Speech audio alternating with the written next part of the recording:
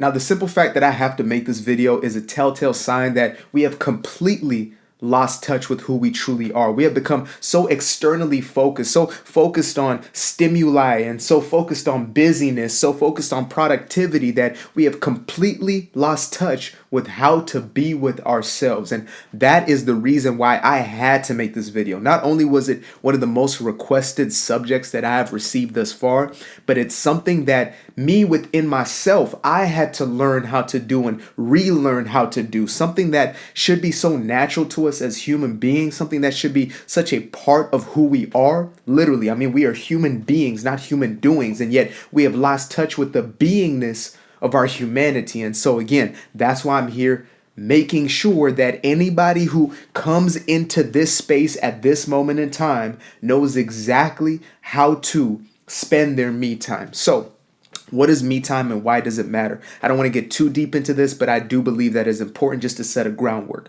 So me time is not spending time with Netflix. It's not spending time with your phone. It's not spending time on the phone. It's not spending time even sometimes reading a book. When I'm talking about me time, I mean a true sense of time with yourself, developing a relationship with yourself. I want you to view it as basically the equivalent of you spending time with another individual. If you are with somebody that you love, that you have complete presence, complete focus upon, you wouldn't be reading a book in front of their face, right? You wouldn't be scrolling through a phone, or you wouldn't be focused on what's on the television set, or if you even have one of those anymore. I don't even know if people do that anymore, but you wouldn't be focused on something external. You'd be focused on the conversation. You'd be focused on the relationship, on the intentionality, even on just being, right? Just being with the other person, just being in one another's presence. And so I want you to view me time as that exact same thing. So let's remove this notion that everybody, knows how to spend time alone just because you are alone. Like, just because you're isolated, just because you're in solitude doesn't necessarily mean you are spending me time. That's why most of us find ourselves not recharging, right? We spend time with ourselves and we feel more drained sometimes, and we feel just as drained as we did when we were out focused on the external. So when I'm talking about this me time, I'm talking about the equivalent of meditation, the equivalent of journaling, of taking the walks and reflecting, of taking the walks and visualizing, of just spending time with yourself, getting to know yourself.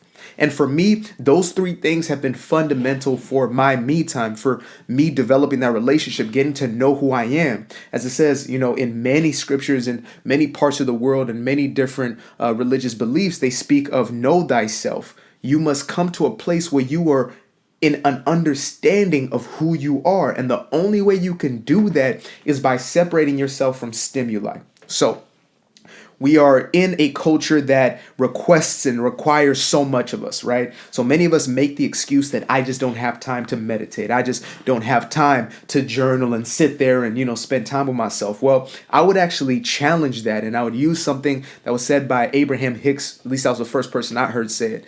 And she said, you may think that you don't have time to meditate, but you actually don't have time not to. It's kind of like this thing of either you make time for your health, or basically your health will be taken from you, and that's all you have time for now, right? So it is up to you if you're truly going to step into this with a full intentionality to develop this as a part of your life, not just something you do because we're in 2023 or 2024, it's a new year and we're refreshing, but a part of your everyday life for the rest of your life. And I promise you, this will bear more fruit than anything else you can do in life.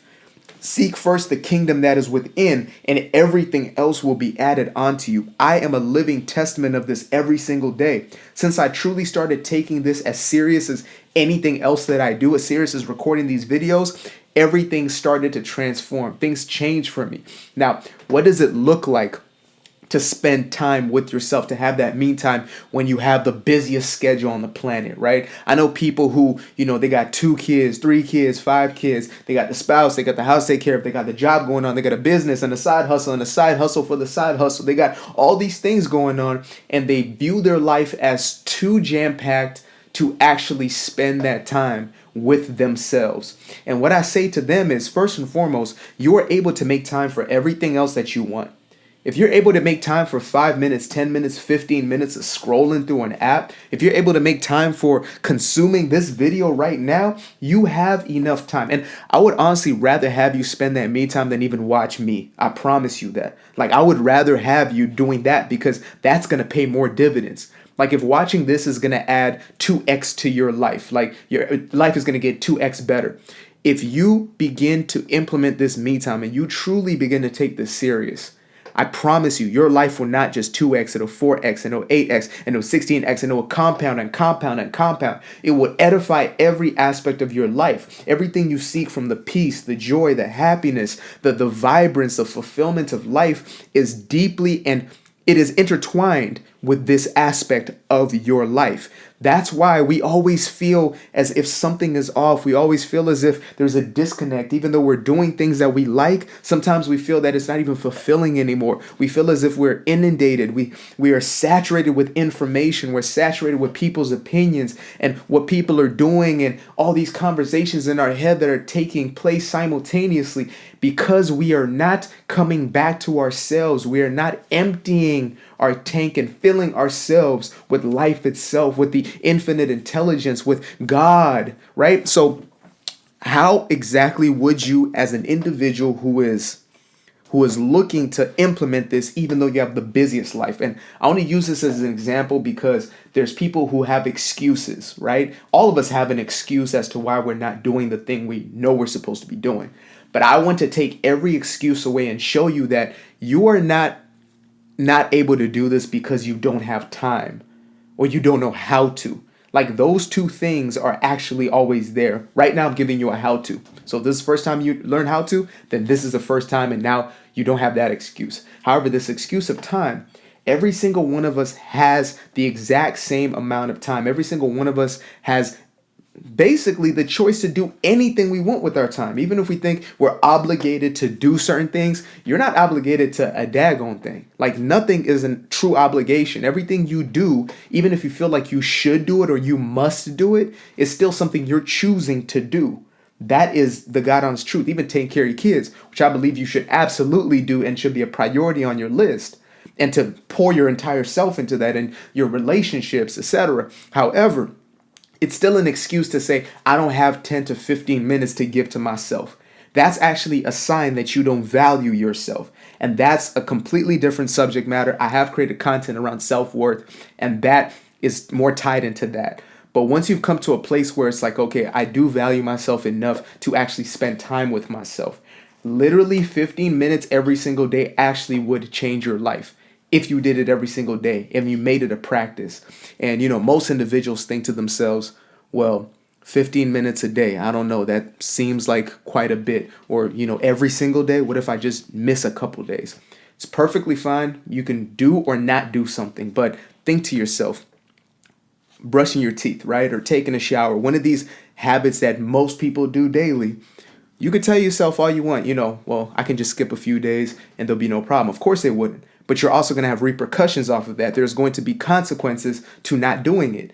And so thus far in your life, you are actually looking at a life that is basically the consequence of not taking that time out, of not being intentional with that me time, with that solitude, that intentional solitude, right? You are looking at a life that is filled with, too much information, too much to do, too much stress, overwhelm, anxiety, depression, etc., simply because you're not doing this one thing. So if you decide not to do it, just like, not taking care of your health, not eating the right foods and, exercising and moving your body, you can choose not to do it. That is a choice. That is an option, and it's always an option. However, you're always going to face the consequences of not doing those things, not doing something that is best for you. Like, you're the only one who's benefiting from any of this. Nobody else is going to benefit. Well, technically, the people around you will benefit off of it, absolutely will benefit off it, but you are the center point of it. You are the one who's being blessed for exactly what you're doing. You're the one who is getting a more fruitful life. You're the one who is experiencing deeper levels of peace, or peace in the first place, deeper levels of joy, or joy in the first place. It is only you who benefits from doing these things. And so I'll bring it back to, how do I execute? It's as easy as this. When I wake up in the morning, the first thing that I do is an indicator of the thing that I care most about, right? So if I wake up and I go right to social media, it means I care more about the validation of people. I care more about being entertained. I care more about, eradicating the anxiety with a temporary solution. If I'm running down to get coffee and running to the job, it means I prioritize getting that check before anything else, right? It just, again, I'm not here to say this is bad or good. I'm just here to point out that this is the reality. What you give your time to, your first fruits of the day, is going to show you what you prioritize in your life. It's clear, telltale, it's right in front of you. It cannot lie. So that's the first thing I do is what I look at. Okay, what am I doing with that first few minutes of the day? Then I say, okay, do I have 15 minutes, 10, 15, 20 minutes that I can give to just being in silence, being in meditation or journaling, right? Or going outside, taking a walk if I don't live in a part of the country or a part of the world that is, blistering cold. And even some people, they take a walk even in that type of temperature, right? Depending if it matters to them or not. But for myself, it's not necessarily the medium. Like, that's different for everybody as far as what you actually do during that time.